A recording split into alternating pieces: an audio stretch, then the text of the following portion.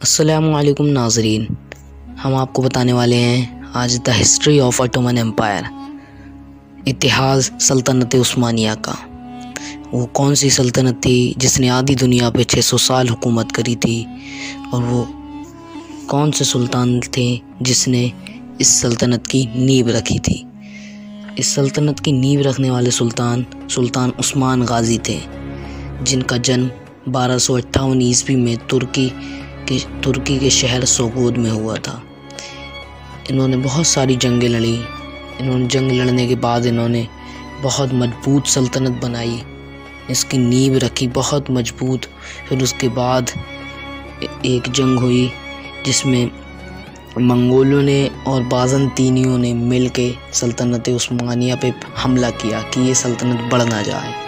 حملہ کرنے کے بعد عثمان غازی کے بیٹے اورحان غازی کا بھی امتحان تھا۔ عثمان غازی نے اورحان غازی سے کہا کہ جاؤ بیٹا، تم دکھا دو کہ اس تخت کے قابل ہو۔ اورحان غازی جنگ میں گئے۔ جنگ میں جانے کے بعد انہوں نے اپنے بابا کا منہ نہ موڑا اور جنگ کو فتح کر لیا۔ سلطنت عثمانیہ کی نیب رکھنے والے سلطان عثمان غازی تھے، جن کی وفات 1326 میں ترکی شہر برسا میں ہوئی تھی۔ برسا ایک وہ شہر تھا جس کا عثمان غازی نے خواب دیکھا تھا، جو خواب پورا کرنے کے لیے اورحان غازی کو دوسرا سلطان بنایا تھا عثمان غازی نے۔ اورحان غازی کا جنم 1278 عیسوی میں سوگود شہر میں ہوا تھا۔ یہ دوسرے سلطان تھے سلطنت عثمانیہ کے۔ انہوں نے جو عثمان غازی 3 سال میں بھی نہ فتح کر پائے، وہ اورحان غازی نے برسا شہر 3 مہینے میں فتح کر لیا۔ یہ پہلے ایسے سلطان تھے سلطنت عثمانیہ میں جس نے پہلی بار یوروپ میں قدم رکھا تھا۔ اپنی فوج کو لے کے یوروپ میں گھس گئے اور بہت سارے علاقوں کو فتح کر لیا۔ اس کے بعد تیسرے سلطان مراد اول تھے، جن کا جنم 1326 عیسوی میں ہوا تھا۔ ان کی وفات 1389 میں ہوئی تھی۔ انہوں نے بہت ساری جنگیں لڑیں اور سلطنت عثمانیہ کو پھیلاتے چلے گئے۔